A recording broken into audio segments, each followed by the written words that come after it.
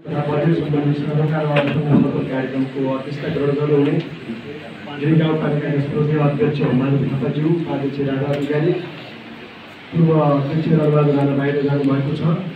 पाँचवटा वडाका वडा अध्यक्षज्यूहरू, पार्टीका प्रवक्ताज्यू, सबै कार्यपालिकाका ज्यूहरू तथा प्रमुख प्रशासकज्यू लगायत सबै कर्मचारी मित्रहरू, यो उपस्थित कार्यक्रममा विद्यालयबाट उपस्थित हुनुभएका प्राध्यापक, विद्यालय अध्यक्षज्यूहरू, यो सर्वकालवाला सम्पूर्ण राजनीतिक दलहरूका मित्रहरू, उपस्थित सबै सर्वकालवाला सबै मित्रहरूको हार्दिक अभिवादन छ। समय छोटो छ, करिब यहाँ उठाउनु भएको 12 जना मित्रहरूले हजारौँला विषयहरू उठाउनु भएको छ। त्यसलाई नोट गरेर साध्य छैन। त्यो सबै कुरामा मेरो सान्निध्यता छ र त्यसमा मेरो पनि एउटै कुरा हो भन्ने कुराहरू मैले राख्न चाहन्छु। यो युग आइसिटीको युग हो, म यताबाट जोड्न चाहन्छु। यो युगमा जसले प्रतिस्पर्धा गर्छ त्यो अगाडि बढ्छ, जसले पछाडि अगाडि सर्न सक्दैन। डाइनोसर जस्तै विशाल भए पनि हामी समाप्त हुनेछौँ। हामीले आफ्नो साथ त्यहाँबाट सुरु गर्न पऱ्यो। त्यसकारण विज्ञानले कहाँ पुगिसकेको छ भन्ने कुरालाई हामीले त्यो विज्ञानसँग नजिक हुन खोज्यौँ भने हामी संसारका दुनियाँहरूसँग हामी प्रतिस्पर्धा गर्न सक्छौँ। यदि त्यसो गर्न सकेनौँ भने हामी 18औं शताब्दीका ढुङ्गे युगका मान्छेहरू बन्न तयार हुनेछौँ। यसर्थ हामी यो आइसिटीको युगमा, विज्ञान र प्रविधिको युगमा हामी त्यहीतर्फ अगाडि बढ्न, कार्यान्वयन गर्न र त्यसलाई उपलब्धिमूलक ढङ्गबाट योजना बनाउन म सविनय यो पालिका समक्ष र यो हल समक्ष हार्दिक अनुरोध गर्दछु। मैले अलिकति जोड्न चाहन्छु। 8 वर्षको दौरानमा यो गणतन्त्र पछाडि 8 वर्षको दौरानमा महत्त्वपूर्ण कार्ययोजनाहरू सम्पन्न भए। त्यो प्रति रणबहादुर राणाको पालादेखि होमबहादुर थापाको पालासम्मका महत्त्वपूर्ण कामहरूप्रति हार्दिक धन्यवाद दिन चाहन्छु। जुन किसिमको मेहनत, प्रयत्न, लगाव छ त्यो प्रति तपाईँहरूको निरन्तरता त्यहीतर्फ दृष्टिकोण अगाडि बढोस् शुभकामना दिन चाहन्छु। यद्यपि जे सोचेका थियौँ ती सबै सपनाहरू पुरा भएका छैनन्। त्यसलाई विपणनमा रूपान्तरण गर्न पनि बाँकी छन्। त्यसलाई महत्त्वपूर्ण कार्ययोजनाहरू बनाउनु पर्ने छन् र कार्ययोजना मात्रै लागू गर्नुपर्ने, कार्यान्वयन गर्नुपर्ने हाम्रो महत्त्वपूर्ण कार्यभार छ। अघि नै कुरा उठेको छ। आज पनि म अस्ति एउटा कामले, विशेष कामले एयरपोर्ट गएको थिएँ। हाम्रा छोराछोरी सराका मान्छे, 18 वर्षदेखिका माथिका मान्छेहरू लामबद्ध रूपमा एयरपोर्टमा छन् र विदेश जाँदैछन्। त्यहाँ जान्छन्, विभिन्न किसिमका डकुमेन्टहरू तयार गर्छन्। त्यहीँबाट उनी विदेश बस्ने, अहिले एउटा जीवनजीले भने जस्तै त्यहीँ बस्ने परिस्थिति बन्छ र जीवन त्यतै बन्नेछ र त्यतै विवाहबारी हुन्छ, त्यतै छोराछोरी पाउँछ, त्यतै घरजम गाडी त्यतै हुन्छ, किस्ता लिएर चाहिँ बनाएका हुन्छन्। त्यसलाई तिर्दा जीवन उनीहरू त्यतै बित्नेछ। बुढेसकालमा हामीलाई पनि हाम्रा छोराछोरीले त्यतै लानेछन् र हामी पनि त्यतै गर्न मार्नेछौँ। यो परिस्थिति सिर्जना हुँदैछ र देश वृद्धहरूको देश करिब 20 वर्ष पछाडि यही रफ्तारमा जाने हो र हामीले यो परिस्थितिलाई रोक्न सकेनौँ भने वृद्धहरूको देश बन्नेछ। मैले अलिकति जोड्न चाहन्छु। नीति तथा कार्यक्रम भएको हिसाबले यो देश कस्तो देश हो भन्ने सन्दर्भमा, यो देश संसारमा कहिल्यै उपनिवेश भएन। हाम्रो देश नेपाल ब्रिटिस साम्राज्यको इन्डिया उपनिवेश भयो, चाइना भयो, जापान भयो, अमेरिकाहरू पनि साम्राज्यवादको चोपुटालामा परेर उनीहरू पनि अर्काको अधीनमा रहे। तर नेपाल कहिल्यै अधीनमा रहेन। स्वाधीन देशको रूपमा नेपाल स्थापित थियो। यो देश सगरमाथाको जस्तो देश पनि छ र तराईसम्म फिजिएको।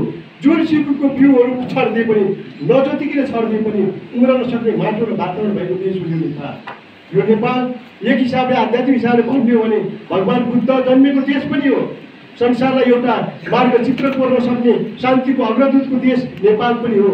नेपाल हिमाल, पहाड, तराईले सबै हिसाबले सम्पन्न छ र यहाँ वीरगति प्राप्त गर्ने महान योद्धाहरू पनि छन्, दूरदर्शी नेताहरू पनि छन्। सबै हिसाबले उपयुक्त छ। सीता र जनकको जननी भूमि पनि हो भन्न सकिन्छ। व्यास पूर्वीय सभ्यताको जननी पनि तनहुँ नै हो। भानुभक्तको आदिको देश पनि यो नेपाल नै हो र तनहुँ नै हो। यही तनहुँकै हिसाबले हेर्ने भने राष्ट्रपति समेत हाम्रो भएको मुलुक पनि छ।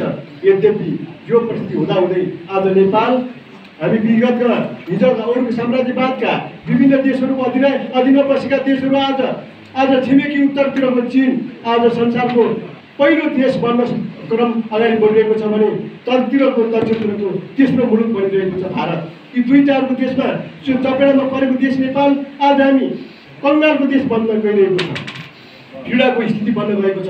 धेरै हिसाबले मैले व्याख्या गर्न समय छैन।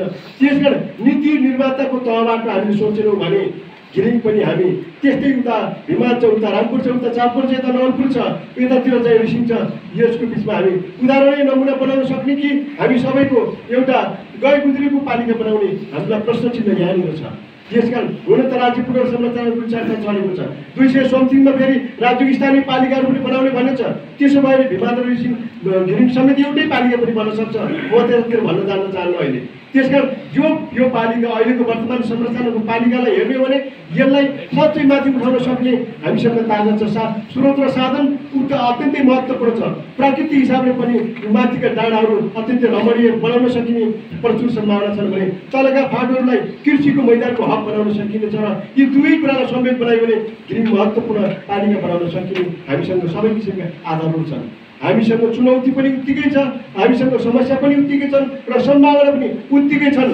यो तर्फ हामीले नीति बनाउन सकियो भने मैले विभिन्न पटक भन्ने गरेको छु, गुरुजना बनाएर यो घिरिङलाई एउटा समृद्धिको पालिका बनाउन, पालिकाको स्तरको एउटा उन्नत स्तरको नमुना पालिका बनाउनका निम्ति गुरुजना समेटिएको भए, त्यस्ता किसिमका राष्ट्रिय स्तरका विज्ञहरूलाई बोलाएर हामीले त्यो गराउन सकेको भए त्यही अनुसार यो वर्ष 5 वर्ष 10 वर्ष पछाडि हामी के गर्छौँ भन्ने कुराको एउटा छिटोफालो गरेर अगाडि बढ्न सक्छौँ। र कोही निर्विवाद हामीलाई यो चाहियो, ऊ चाहियो, बजेट चाहियो, तल चाहियो, माथि चाहियो, यो जातलाई चाहियो, ऊ जातलाई चाहियो, यो सङ्ग्रहालय चाहियो भन्नै पर्दैन थियो। गुरुजना मुताबिक जान पाए निर्विवाद हुन्थ्यो। अहिलेको नेतृत्वलाई मात्र होइन, भोलिको नेतृत्वलाई पनि सहज हुन्थ्यो र स्टेप अनुसार अगाडि जान पाइन्थ्यो।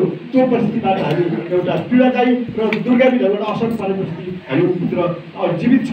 यसर्थ मैले यति भन्न चाहन्छु, यद्यपि मैले यो राष्ट्रिय र एउटा पोलिसीको हिसाबले मात्रै यति मात्रै गर्न चाहन्छु, अहिले प्राप्त उपलब्धिको रक्षा र थप उपलब्धिको लागि सङ्घर्ष भनेपछि हामीले सङ्घर्षको मैदानमा भन्ने गर्छौँ। जति भएका छन् त्यो हाम्रो प्राप्त उपलब्धि हो। अब यसलाई नमुना पालिका बनाउने, समृद्धिको घिरिङ गाउँपालिका बनाउने हाम्रो सङ्घर्ष हो। यो अभियानमा सबै राजनीतिक दलहरू, सबै पार्टीहरू, सबै जातिहरू, सबै भूगोलहरू समेटेर अगाडि बढ्यो भने समृद्धिको आकार पुर्याउन सकिनेछ। यहीँभित्र पार्टी हेर्न थाल्यो भने, यहीँभित्र जाति हेर्न थाल्यो भने, डाँडा र फाँट हेर्न थाल्यो भने, अल्पसङ्ख्यक र बहुसङ्ख्यक हेर्न थाल्यो भने हामी यो समृद्धिको दिशाका कुनै आँकडाहरू पुर्याउन सक्दैनौँ। म यतातर्फ पनि नीति बनाउने सन्दर्भमा, बजेट बनाउने सन्दर्भमा पनि यही भन्न चाहन्छु। मैले अलिकति यो फोरममा नभने पनि हुने हो, यद्यपि मलाई जिज्ञासा लागिरहेको घिरिङले यो पालिकाको महत्त्वपूर्ण कार्यभार के हो भनेर प्रदेश सरकारलाई पनि निवेदन गरेकै छ, केन्द्रीय सरकारलाई पनि गरेको छ। त्यो के गर्यो त, त्यो गरेका अनुसार के आयो त बजेट भन्ने कुरालाई सार्वजनिक पनि गर्दा राम्रै हुन्छ भन्ने लाग्छ मलाई। घिरिङ गाउँपालिकाले प्रायोरिटीमा राखेर 1, 2, 3, 4 भनेर सिफारिस केमा गर्यो, विगतदेखि अहिलेसम्म के गर्यो, त्यो हामीलाई त्यति बढी जानकारी नभएको अरू साथीहरूको गुनासो आयो मलाई। मैले त्यस कारण यहाँ भन्नु पर्यो, भनिदिनुहोस् न भनेर भन्नुभयो। के हो त प्रायोरिटीमा राखेको घिरिङ गाउँपालिकाले? त्यो प्रायोरिटी बेसमा बस्छ र विकास कामहरू भयो कि भएनन्, कसलाई ध्यानपूर्वक पालिकाले लियो, क्वेसन म माथि पनि गम्भीर भएर तपाईँको सामिप्यता भएको पार्टीको नेताहरूले जितेको पालिका के हो त भनेर क्वेसन गरेँ। यसर्थ म यतातिर क्वेसन, यतातिर प्रभाव गर्न चाहन्छु, मैले अरूतिर भन्न चाहन्न। मैले छोटकरीमा भन्न चाहन्छु, यो कृष्णमारेको बारेमा मुख्य न्यायाधिवक्तासँग 3-4 दिन अगाडि म पोखरामा पनि भेट भएको थियो। साह्रै इन्टिमेसी पनि छ मसँग। पहिला बहस हामीले गरेका थियौँ सबै। यसपटकको बहसमा हामी सामेल हुन पाइएन, किनकि यस्तो सेटिङ बनेको थियो कि यो सेटिङ सम्बन्धित दुवै पक्ष मिलेको सेटिङ थियो। तपाईँलाई भन्दाखेरिमा दुवै पक्ष सेटिङ मिलेर गराइएको बहस छ र निष्कर्ष पनि त्यही अनुसार निस्क्यो। यो सेटिङ किन हुन्छ भन्ने कुरामा तपसिलको विषय तपाईँले बुझ्नुहुनेछ, बुझ्नुहोस्। फैसला पनि भयो, 25 गते भयो र मुख्य न्यायाधिवक्तासँग कुरा हुँदा यो सर्वोच्चमा जाँदैन भन्नुभएको छ। यदि सर्वोच्चमा गएन भने, उहाँले बोलेको सत्य हो भने र सर्वोच्चमा गएन भने हामीलाई काम गर्न बाटो छेकिँदैन। म निवेदन गर्न चाहन्छु पालिका अध्यक्षज्यूलाई र समग्र यहाँ पालिकाका सरकार सबै मान्छेहरूलाई, त्यो सर्वोच्चमा निवेदन पुगेन भने हामीलाई फेरि कानुनी हिसाबले बाधा अडचन आउँदैन। त्योतर्फ हामी लबिङ गर्न जरुरी छ। अब किनकि त्यो त्यति बजेट करिब 4-5 करोड बजेट कति हो, त्यो घाटा बजेट सरकारले जुन किसिमको घाटा छ भन्दै थियो, दिन सकिन्न भन्दै थियो, त्यो दिनुपर्छ भन्ने निष्कर्ष अदालतले फैसला गरिदियो। त्यसको विरुद्धमा अब माथि जाने अधिकार हामी जनतालाई छैन, हामी जानेवाला पनि छैन, सरकार पनि होइन, हामीलाई बाटो चाहिएको। त्यसकारण अब माथि सर्वोच्चमा यो चाहिँ बहसको विषय बनेन भने यो बाटोमा कानुनी रूपमा हामी निष्कर्षमा पुग्यौँ र हामीले यो बाटोमा अब बिना अवरोध काम गर्न पाइन्छ भन्ने कुरा म कानुनको विद्यार्थी हिसाबले यति मात्रै बोल्न चाहन्छु। यदि त्यो मुख्य न्यायाधिवक्ताको सत्यता छ भने, यदि छैन भने तपसिलकै कुरा हुन्। मैले यसकारण कृष्ण मार्ग, आज कृष्ण मार्ग देउरालीदेखिको बहिनीसम्म यो कृष्ण मार्ग, त्यहाँसम्म हामीले यो बाटोलाई पिच गराउन सक्ने प्रचुर सम्भावना थियो। अब विरोधका कारण हामी सकेनौँ, तर अबका दिनहरूमा यसलाई गर्नै पर्दछ। सबैले भन्नुभयो, सरकारबाट सबैले योलाई अब पाइला चाँडो खुट्टा नकमा भन्नुभएको छ। श्रद्धेय अध्यक्ष, उपाध्यक्ष, कार्यपालिका प्रमुख प्रशासक सबैलाई निवेदन गर्न चाहन्छु, अब हामी खुट्टा दर्यौँ। 5 करोड पछाडि फेरि कति थप्नु पर्यो, त्यही 13 करोड पनि कता आएको छ, त्यसलाई पनि मिलाएर हामीले यसै वर्ष प्रारम्भ गरेर अर्को वर्षसम्म त्यो बढीसम्म लगिएर चाहिँ हामीले चाहिँ पिच गराउन सक्यो भने हामीले पालिकामा विकास गऱ्यौँ भन्नै पर्दैन। त्यहाँ पाल्पाका मान्छेहरूले आएर विकास गरे घिरिङले भन्छन्, यहाँ तनहुकामा यहाँ सबै मान्छेहरूले भन्छन्। त्यसकारण हामीले काम गरेर देखायौँ भने विकास गऱ्यौँ भनेर भाषण गर्नै पर्दैन। यदि गरेनौँ भने लामा भाषण गरेर उपत्यका छैनन्। त्यसकारण हामी काम गर्ने अवस्थामा पुग्यौँ। तेस्रो कार्यकालको बजेट बनाउँदैछौँ र अन्तिम भइसकेको छ। त्यसरी यो कृष्ण मार्ग मेरुदण्ड हो। मलाई पनि खिचिउनु भएको छ धेरै महत्त्वपूर्ण व्यक्तित्वले। कहिलेकाहीँ न्यायाधीशहरू लिएर हिँड्ने क्रममा पनि, कहिले मन्त्रीहरू लिएर हिँड्ने क्रममा पनि के हेरेर हिँड्नु भएको छ तपाईँहरू भनेर हामीसँग पनि क्वेसन गर्नुभएको छ। तपाईँहरू यत्तिको मान्छे ठुलै ठाउँमा यो बाटो के हो यस्तो अहिलेको युगमा पनि भनेर क्वेसन गर्नुभएको छ। आजभन्दा 10 वर्ष अगाडि रामपुर गाडी यही बाटो हिँड्थ्यो, आज पारिबाट हिँड्न थालेको छ। हामी नतमस्तक छौँ, शिर झुकाएर बोल्न परेको छौँ अरू छिमेकीका मान्छेहरूसँग। त्यसकारण यो गम्भीर महत्त्वपूर्ण विषय छ। यो महत्त्वपूर्ण विषयलाई त्यही ढङ्गले लागू बजेट विनियोजन पहिला पनि गरेको 8 गरेकै हुनुहुन्छ। अब कार्यान्वयन महत्त्वपूर्ण कुरा छ। थप बजेट विनियोजन गरेर 5 करोड साटो अरू थपेर अरू केन्द्रबाट आएका बजेटहरूलाई राखेर यथासम्भव छिटो हामीले यो कृष्ण मार्ग प्रारम्भ गर्नु परेको छ। मन्त्रालयको सहसचिवहरूसँग, अर्थ मन्त्रालयको सचिवहरूसँग, मन्त्रीसँगै पनि धेरैचोटि मैले पनि पर्सनली कुरा गरेँ। संस्थागत रूपमा जाने मौका नपाए पनि पर्सनली धेरै पटक कुरा गरेको छु। यो बाटोको सन्दर्भमा केलादी माथि पारीबाट के अरे मैदीखोला पारीबाट पिच भएर टुङ्गिएको छ, यतापट्टि आएको छ। यो बाटोमा पनि अर्थ मन्त्रालयको सहसचिवज्यूहरूसँग पनि कुराकानी गरेकै छौँ। पटक हाल्ने कुरा भएको थियो, कहाँ अवरोध भएको छ कि छैन त्यो कुरा पनि हामीले बुझ्दै जानुपर्नेछ। कटौरेसम्म पहिलो केलादीको मैदीखोला भएर कटौरेसम्म त्यो बाटोबाट थप बजेट ल्याउने भन्ने कुरा पनि चलेको थियो। त्यसलाई पनि हामीले यदि चलेको रहेछ भने, भएको रहेछ भने त्यो पनि स्वागत योग्य विषय छ। छैन भने पनि त्यो गम्भीरता विषय हो भन्ने कुरा। यो चाहिँ केलादीको पुल गएर रामपुर जाने विषयलाई पनि यो बाटोले महत्त्व राख्छ। मैले यति भन्न चाहन्छु, छोटै समय छ। यो महत्त्वपूर्ण विषय हामीले निकै प्रयत्न गरेर ल्याएको बाटो हो। कृष्ण मार्ग पनि यो ठाडो बाटो, यो चाहिँ सुस्ता महेशपुर जाने चाहिँ हाम्रो तिब्बतबाट हुँदै महेशपुर गएर जोडिने, भारतसँग जोडिने बाटो जुन हाम्रो चाहिँ मानपुरदेखि लिएर रेडगाउँ हुँदै गएको छ। हामीले निकै प्रयत्न गरेर पारेकै बाटो हो। हामी सबैको योगदान छ। शालिग्राम कोरिडोर त मन्त्रीसँग टेबल हानै हुने परिस्थिति बनेर पारेको बाटो। आज 3-4 वर्ष भयो, केही काम हुन सकेको छैन। त्यो बाटो पनि छिटो यथाशीघ्र कालोपत्री गराउनु पर्ने हाम्रो दायित्व छ। यो पालिका सरकारको त्यहीतर्फ ध्यान जाओस् भन्ने पनि मलाई लाग्न चाहन्छ। यसरी कृष्ण मार्ग, शालिग्राम कोरिडोर र माथिको यो बाटो गयो भने हामीसँग ठुला राजमार्गहरूको आवश्यकता पर्दैन, यसले पनि वृद्धि गर्नेछ। यद्यपि हुडासम्म जाने चाहिँ मार्गहरूको सन्दर्भमा 5 नम्बरमा हुडासम्म पुगिसकेको छ, 4 नम्बरमा पुगिसकेको छ, 3 नम्बरको यहीँ छ, 2 नम्बर पनि रोडसँग छ, एउटा 1 नम्बरको बाँकी हो। त्यसलाई यथाशीघ्र लाने क्रममा जारी नै छ। महत्त्वपूर्ण बजेट विनियोजन गरेको हामीले सुनिरहेका छौँ, देखेका छौँ, तर कार्य सम्पादन अलिक ढिला भइरहेको छ। यद्यपि यो ठुला बाटोहरू बाहेक मैले यहाँ अलिकति चासो दिएर निवेदन गर्न चाहन्छु कि यो बाटो घ्याचा कुट्टार काठीगुड अद्रोलीको पनि एउटा महत्त्वपूर्ण बाटो छ। त्यो पारी रामपुर 1 नम्बरका मान्छेहरू पनि त्यो झालुङ्गे पुल तरेर अद्रोली हुँदै माथि आएको अवस्था पनि छ। त्यो पनि एउटा सामरिक महत्त्वको बाटो छ। भोरकोट कोन्डाडाको बन्डारको बाटो पनि उस्तै छ। भोरकोट गढेलटारको पनि त्यस्तै राम्रो छ। 4 नम्बरको वडा कार्यालय बाटो नयाँटार जाने बाटो पनि त्यो महत्त्वपूर्ण छ। मोहनचौरदेखि कलवाटारसम्म बाटो यो पनि महत्त्व नै छ। किटिया बन्डाडाहरू जाने बाटोहरू पनि आवश्यक छन्। मानपुरदेखिको नेपालीसम्म जाने बाटो पनि आवश्यक नै छ।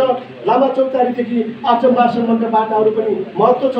देउराली छानु डुम्रीबेसी जाने बाटाहरू पनि छन् र गजलपुर डुम्रीबेसी जाने बाटाहरू यी पालिकाले गर्न सक्ने महत्त्वपूर्ण बाटा छन्। यो गर्न पर्ने अति आवश्यक छ। यो तर्फ बजेट पनि हालेकै छ, तर यसलाई कार्य सम्पादन गरेर यसको शिलान्यास मात्रै होइन, अब उद्घाटन तपाईँकै कार्यकालमा गर्ने गरेर त्यसलाई कार्य सम्पादन गराउँदा तपाईँहरूको इतिहास पनि रचिनेछ, पालिकाको सुन्दर भविष्यको रेखाङ्कन हुनेछ भन्ने निवेदन गर्न चाहन्छु। मैले खानेपानी यो युगमा पनि ठुला ठुला फाटहरूमा बढी देखियो। डाँडाहरूमा रणबहादुरको पालामा भएका खानेपानीहरूले डाँडामा त सताठुलै पारेछन्, तर फाटोहरूमा चाहिँ अझै पनि बाँकी रहेछ। एक घर एक धाराको नीति अवलम्बन किरण गुरुङको पालामा धेरै ठुलो योजना पारेका थियौँ, तर स्थगित भएको छ। यसलाई खेतधारा पनि अलपत्र परेको अवस्था छ। कहिलेकाहीँ रवि सरसँग पनि कुराकानी हुन्छ वडा नम्बर 1 मा। यसलाई महत्त्वका साथ पालिका अध्यक्षलाई पछि कुरा उठाउनु भएको हामीलाई महसुस भएको छ। यसलाई कार्य सम्पादनमा जोड दिन जरुरी छ। सिँचाइ गण्डकी तत्कालीन गण्डकी अञ्चलको दोस्रो सिँचाइ योजना वा पुट्टा सिँचाइ योजना त्यो महत्त्वपूर्ण योजना हो। अहिले केन्द्रीय सरकारले पनि नहेर्ने, प्रदेश सरकारले पनि नहेर्ने, पालिका सरकारले हेर्ने साथै छैन। त्यो ठुलो योजना हो। यद्यपि यसलाई सम्बोधन कसरी गर्ने यो विषय पनि महत्त्वपूर्ण विषय हो। यदि कार्य अध्ययन पुट्टा सिँचाइ योजना हुँदैन भने त्यहाँका मान्छेहरू मरुभूमितुल्य भयो भने थुप्रै मान्छेहरूको चाहिँ ठुलो एउटा पीडा महसुस हुनेछ भन्ने कुराहरू म निवेदन गर्न चाहन्छु। शिक्षाको सन्दर्भमा हेरचाहहरू अध्यक्षहरूले राखिसक्नु भएको छ, त्यसमा मेरो सामिप्यता छ। स्वास्थ्यमा आजै बिहान मात्रै मेरो म्याडम रातभरि दुःख पाएँ, दुःखे भन्नुभयो। धुलेखेल हस्पिटल हामीलाई गौरवको विषय हो। पालिका त्यहाँ मैले सोधेँ आज ल्याबको सर हुन्छ होला नि म्याडम लिन आउँदैछु भन्दा तालिममा जानुभएको छ, त्यसरी आज हुँदैन भन्नुभयो। एकजना मान्छे तालिममा गयो भने ल्याब बन्द हुने हिसाबले हस्पिटलको आवश्यकता छैन, त्योभन्दा परिपूर्ति हुने हिसाबले हस्पिटलको आवश्यकता छ भन्ने कुरालाई पनि त्यो प्राप्ति सङ्ख्या बढाउनु पर्यो। हस्पिटललाई अब विरोध गर्नु पर्यो र गाउँपालिकाको हस्पिटललाई छिटो अगाडि बढाउनु पर्ने छ। यो कुरालाई पनि म निवेदन गर्न चाहन्छु। सञ्चारको यो अहिले पनि यहाँले राम्रोसँग वाइफाई टिप्दैन। पर्सनल लिङ्कमा हामी हो भने अरू त्यस्तो टेलिकमको सञ्चारहरू त्यति पनि व्यापक घेरीमा छैन। यसलाई सञ्चार मन्त्री हाम्रै चाहिँ हामीलाई माया गर्ने पृथ्वी सुब्बा गुरुङ हुन्छ, कसरी अझ बढी अगाडि बढाउने यो सन्दर्भ हामी लाग्यो। मैले त केही ठाउँमा टेलिफोन टावरको सन्दर्भमा पनि अहिले नयाँ विस्तार योजनालाई पनि टिपाइरहेका छौँ। रणबहादुर सरले पनि टिपाएको कुरा उहाँले भन्नुभएको थियो, मलाई थाहा छ। यी विषयलाई पनि अलिकति जोड दिनु पर्यो र ऱ्याफ्टिङको सन्दर्भमा पनि कुरा उठेको छ। यी विषयहरू र न्यायिक निरूपणको सन्दर्भमा पनि अब यहाँ न्यायाधीशहरू फर्कने क्रममा घिमिरेले अलिकति राम्रो व्यवस्थित गर्न सकेन भने गुनासो गर्नुभयो। बजेटहरू व्यवस्थापन गरेर प्रशिक्षणको व्यवस्थापन गर्ने कामहरूलाई पनि अलिकति न्यायिक निरूपण र तालिम र गोष्ठीहरूको सन्दर्भमा अलिकति बजेट विनियोजन गर्न जरुरी छ। अहिलेसम्म गरेको परिस्थिति त्यति देखिएन भन्ने कुरा उठेको छ। मैले यति भन्न चाहन्छु, प्राप्त उपलब्धिको रक्षा र थप उपलब्धिका सङ्घर्षको नीति अवलम्बन गर्दै विगतको समीक्षा राम्रै ढङ्गबाट सकारात्मक ढङ्गबाट लिने हो र आगामी कार्ययोजना अत्यन्तै गम्भीर भएर बनाउने हो। यो सन्दर्भमा सम्पूर्ण कार्यपालिका न्यायपालिका यी सबैलाई म हार्दिक अनुरोध गर्न चाहन्छु। यी विषयहरू जोड्दै र यो सोल्टीमाथि देखेको विषयलाई पनि जोड्न चाहन्छु। यो पनि एउटा महत्त्वपूर्ण पाटो छ र यो पाटोहरूमा कहिलेकाहीँ हेर्दाखेरिमा पिसाब फेर्न आदिको गुनासो छ। त्यसैले पालिकाले यही कार्यकालमा गर्नुभयो भने अझ राम्रो हुनेछ। बिसौनी ठाउँहरूमा एउटा सार्वजनिक शौचालयहरू बनाउनु भयो भने यसले राम्रै गर्नेछ। फोहोर मलाई भनेर बाटोहरू केही ठाउँहरूमा राखेको अवस्था भयो भने अझ राम्रो हुनेछ र केही महत्त्वपूर्ण घाटोहरू छन् त्यहाँ शब्दहन बनाउन सकियो भने त्यो पनि एउटा राम्रै काम हुनेछ भन्ने कुराहरू राख्न चाहन्छु। कृषिको सन्दर्भमा जडीबुटीको सेन्टर बनाउन सक्ने विज्ञहरूले भनेका छन्, त्योतर्फ पनि ध्यान जाओस्। फलफुलको केन्द्र बनाउन सक्ने प्रचुर सम्भावना छ। पशुपालनको उस्तै छ, अदुवाको यो सेन्टर बनाउन सकिनेछ र हामीलाई मैले यति भन्न चाहन्छु, पर्यटनको ऱ्याफ्टिङ र यी विविध कुराहरू छन्। वाथोकमा आज एउटा होमस्टे छ, त्यसले के पर्यटकलाई निम्त्याएको छ, के पर्यटकलाई दरै होमस्टेले निम्त्याएको छ। यी कुरालाई पनि हामीले पर्यटनलाई थप व्यवस्थापन गर्ने हिसाबले कालीगण्डकी ऱ्याफ्टिङ गर्ने हिसाबले पनि सोच्न जरुरी छ। मैले यही भन्दै मेरो धेरै समय छैन, गरे के हुन्न म भन्न चाहन्छु। आदरणीय मित्रहरू, केही वर्ष अगाडि यो ठाउँ कस्तो थियो जहाँ आज हामी आइसिटीको प्रयोग गरेर यो कार्यक्रम चलाउन थालिरहेका छौँ। सुन्दर भवनहरू बनेका छन्। योभन्दा अगाडि केही वर्ष अगाडि यो ठाउँ केही डाँडो मात्रै थियो, कुनै केही त्यस्तो भूमिका भएको ठाउँ थिएन। तर बनाए पछाडि के हुन्न आज हामीलाई थाहा छ। आज हामी सबै लस्कर भएर फेसबुकमा अङ्गुर खेतीको एउटा विज्ञापन गरिरहेका छौँ। गरे के हुन्न र मित्रहरू, यहीँका ठाउँका मान्छेहरू नभएर बाहिरबाट आएर गरेर आज अङ्गुरलाई नेपालभरि प्रख्यात बनाएर घिरिङको समेत चर्चा बटुलेको छ। त्यसका गरे जे पनि हुन्छ गर्न सकिन्छ। सुन्दर भवनमा आज दिएका छौँ, सुन्दर बस्तीलाई कृषिको हब बनाउन सकिन्छ।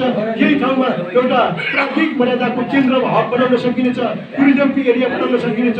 यसर्थ यहाँ हामी सबै एकाकार भएर यो विकासको सन्दर्भमा सबै एक भएर कुनै राजनीतिक आग्रह पूर्वाग्रह नगरिकन, जातीय विभेद नगरिकन, डाँडा र भूगोल नभनिकन अब क्षमताको आधारमा नेतृत्व विकास यी सबै कुराहरूलाई अवसरलाई पनि समानुपातिक ढङ्गमा अवसरको विज्ञापन गरेर नेतृत्वलाई त्यही ढङ्गले बुझ्ने गरेर सबै कार्यपालिका सबै न्यायमूर्तिहरू सबै पार्टीका मित्रहरूलाई पनि एकाकार भएर विकासका निम्ति आग्रह प्रवाह गर्न नसाधिकन यो घिरिङ बनाउने दायित्व घिरिङवासीकै हो। यहाँका सबै राजनीतिक पार्टीको कार्यपालिकाको यहाँका स्वर्गीय अध्यक्ष उपाध्यक्ष सबै मित्रहरूको र कर्मचारी जीवनलाई पनि म भन्न चाहन्छु, सेवा र सुविधा अभूत छ भने प्रचुर रूपमा सेवा र सुविधा पनि दियो, तर काममा थप उत्साह थप सेवामूलक भएर अगाडि बढौँ।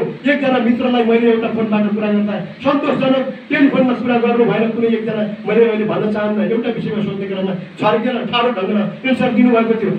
हाम्रो लेभललाई त त्यो गर्नुभएको थियो भने सामान्य मान्छेलाई के भन्नुभएको थियो, म यति मात्रै भन्न चाहन्छु। त्यसकारण मुस्कान सहितको सेवालाई अझ प्रायोरिटी दिएर कर्मचारीलाई थप केही सेवा सुविधा दिन छ भने दिउँ, तर काममा पनि त्यही ढङ्गको गुणस्तरीयता प्राप्त हुने गरेर लाग्नका निम्ति कर्मचारी मित्रहरूलाई पनि आग्रह गर्न चाहन्छु। सबै सञ्चारकारी मित्रलाई पनि घिरिङको समृद्धिको अभियानमा सबै एक भएर जाउँ।